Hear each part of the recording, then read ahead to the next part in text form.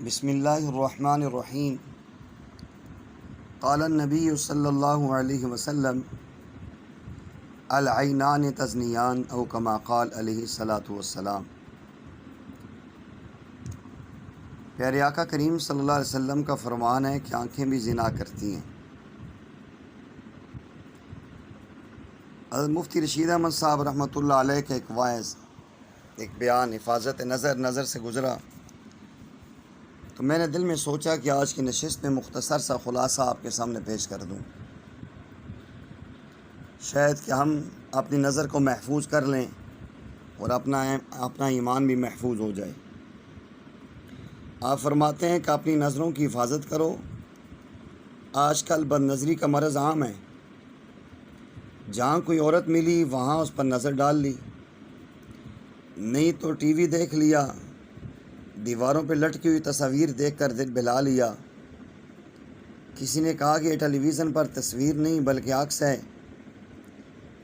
میں نے کہا کہ عورت کے عکس کا دیکھنا بھی ناجائز ہے، بلکہ عکس کا دیکھنا تو بسا اوقات عورت کے دیکھنے سے زیادہ خطرناک ہوتا ہے، کیونکہ حقیقی عورت کو دیکھنے میں ذرا حوصلہ چاہیے کہ کہیں ناراض نہ ہو، لیکن عکس کے دیکھنے کو حوصلے کی بھی ضرورت نہیں ہوتی، اس میں تو اور زیادہ آدمی مبتلا ہو سکتا ہے۔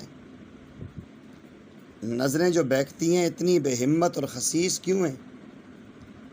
یہ نظر پڑتی ہے تو پخانے ہی پر کیوں پڑتی ہے؟ چنبیلی اور گلاب کیوں نہیں دیکھتی؟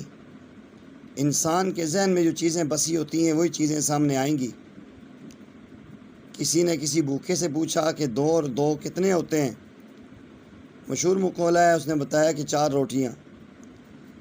یہ نظریں گندگی کے ساتھ اس طرح مانوس ہو گئی ہیں کہ بھنگی کی طرح پخانہ ہی کو دیکھتی ہیں، حالانکہ اللہ کریم نے آنکھ میں قدرتی قوت رکھی ہے۔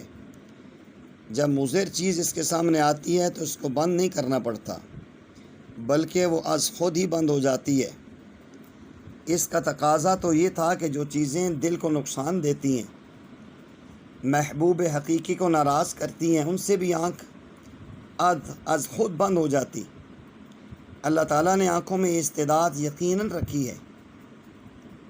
آپ فرماتے ہیں میں حلفیہ کہتا ہوں کیونکہ یہ حالت ہم پر گزر رہی ہے، بلکہ پلکیں خود بند ہو جاتی ہیں، مگر لوگوں نے ناجائز صورتوں کی طرف آنکھیں پھاڑ کر دیکھنے سے ان قدرتی اسپرنگ جو تھے ان کو ڈھیلا کر دیا ہے، بعضوں نے توڑ دیا ہے، پیدائشی اسپرنگ خراب ہو گئے ہیں، ان کو دوبارہ ٹھیک کر لو اور کسی اللہ والے سے ان کا علاج کرا لو، اور جو وہ طریقہ بتلائیں اس پر عمل کر لو، پھر دیکھو کیسے روح کو نقصان دینے والی چیزیں آنکھ کے سامنے آتی ہیں اور آنکھ از خود بند ہو جاتی ہے۔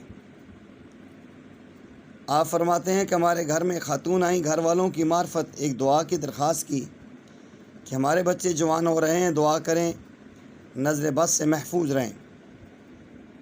مفتی صاحب فرماتے ہیں میں نے فوراً یہ مطلب سمجھا کہ بچے محرمات پر نظر نہ ڈالیں، حفاظت دین کی دعا کرا رہی، وہ بھی کرا رہی ہے۔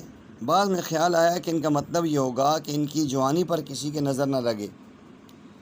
اس وقت ایک سبق ملا کہ جو نظر دنیاوی صورت کے لیے نقصان دہ ہو اس سے بچنے کی تدبیر کی جاتی ہے۔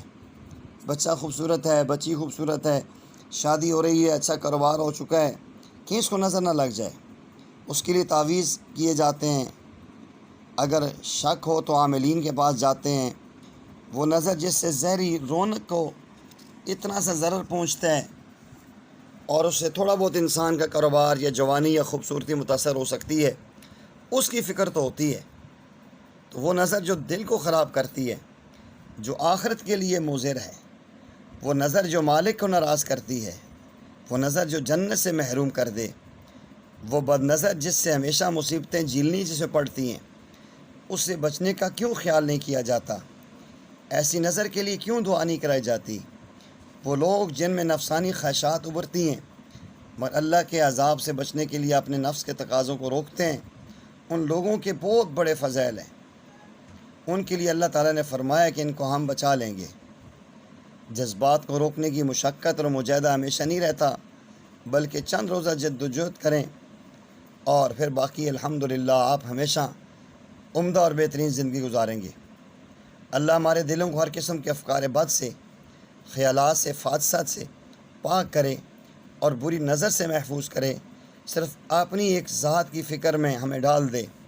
فراز نے بہت پیارا جملہ کہا تھا، ہم محبت میں بھی توحید کے قائل ہیں فراز، ہم محبت میں بھی توحید کے قائل ہیں فراز، ہم نے ایک ہی ذات کو اپنا محبوب بنا رکھا ہے۔ اللہ ہمیں اپنے اور اپنے محبوب کی سچی غلامی نصیب فرمائے اور نظر محفوظ، ایمان محفوظ کے ضابطے پر چلنے کی توفیق عطا فرمائے۔ وآخر دعوانا ان الحمد للہ رب العالمین۔